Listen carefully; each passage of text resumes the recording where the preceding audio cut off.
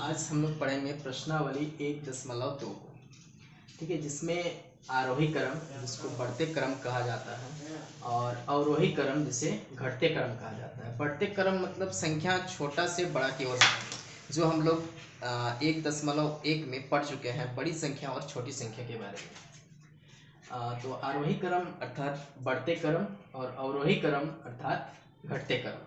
तो पहला मेरा यहाँ पे प्रश्न दिया हुआ है कि इन्हें आरोही क्रम में सजाइए। आरोही क्रम अर्थात बढ़ते क्रम में। ठीक है, तो बढ़ते क्रम मतलब छोटी संख्या से बड़ी संख्या की ओर। तो पहले यहाँ पे देखते हैं कि मेरे छोटी संख्या कौन सा है। जैसा हम लोग 1.1 में पढ़ चुके थे छोटी संख्या और बड़ी संख्या को अलग करने का, तो इसमें हम देखते हैं सबसे छोटी संख्या जो है वो यहाँ पे 12 दिया हुआ है। तो हम यहाँ पे लिखते हैं सबसे पहले 12। अब 12 जब ये छोटी संख्या है, अब इससे बड़ी संख्या कौन सी है? तो इससे बड़ी संख्या यहाँ पे आता है 32। ठीक है, अब 32 से बड़ी संख्या कौन सी है? तो 32 से बड़ी संख्या हो जाता है 53। ठीक है, अब 53 से बड़ी संख्या क्या है? तो 53 से बड़ी संख्या हो जाता है 66। तो ये जो संख्या है 12, 32, 53 और 66, यह आरोही क्रम में व्यवस्थित एक संख्या है। इसी प्रकार आगे देखते हैं दूसरा नंबर पे। तो दूसरा नंबर में यहाँ पे सबसे जो छोटी संख्या है वो है 425। तो सबसे पहले हम 425 को लिखेंगे। फिर अब 425 से बड़ी संख्या हो जाता है 667। तो 667 को दूसरी स्थान पर लिखेंगे। अब 667 से बड़ी संख्या हो जाता है 874। 874 को लिखे तीसरी स्थान पर, और 874 से बड़ी संख्या हो जाता है 938, जिसे हम चौथे स्थान पर लिखे। अर्थात यहाँ पे 425, 667, 874 और 938 जो संख्याएं हैं, यह संख्याएं आरोही क्रम में व्यवस्थित है, अर्थात छोटी से बड़ी की ओर गया हुआ है। ठीक है, प्रश्न 3 पे जाते हैं, जिसमें जो संख्याएं दिया हुआ है इनमें से सबसे छोटी संख्या जो है वो है 2050। ठीक है, तो सबसे पहले हम लिखेंगे 2050 को। अब इसके बाद जो 2050 से जो बड़ी संख्या है वो है 2300। ठीक है, तो हम 2300 को दूसरे स्थान पर रखेंगे। अब 2300 से जो बड़ी संख्या है वो है 2400। 2400 को हम तीसरे स्थान पर रखेंगे। और इसके बाद जो लास्ट अंतिम संख्याएं है वो है 4558। अब हम 4558 को अंत में रखेंगे। अब जो ये संख्याएं बनी हुई हैं ये आरोही क्रम बढ़ते क्रम में ये संख्याएं हैं। मतलब 2050, 2300, 2400 और 4558 जो संख्याएं हैं, ये संख्याएं आरोही क्रम में अर्थात बढ़ते क्रम में यह व्यवस्थित की गई है।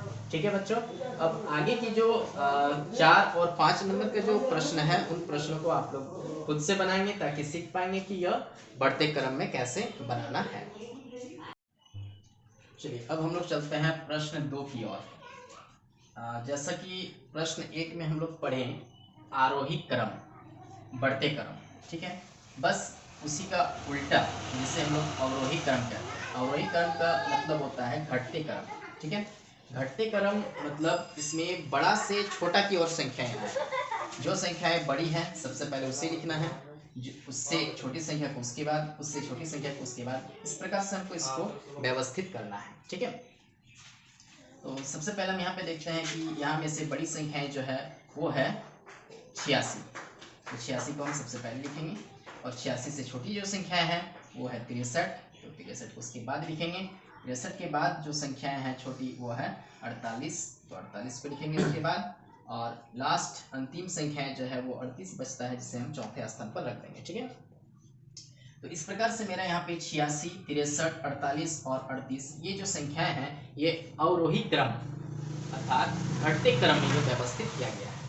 ठीक है, अब हम लोग बढ़ते हैं प्रश्न 2 की ओर, जिसमें सबसे पहले हमको सबसे बड़ी संख्या को ढूंढना है। तो यहाँ पे सबसे पहली जो बड़ी संख्या है वो कौन सी है? यहाँ 555 है, 545 है, 564 है और 543 है। तो यहाँ में से सबसे बड़ी संख्या है 564 है, जिसको हम प्रथम स्थान पर रखते हैं 564।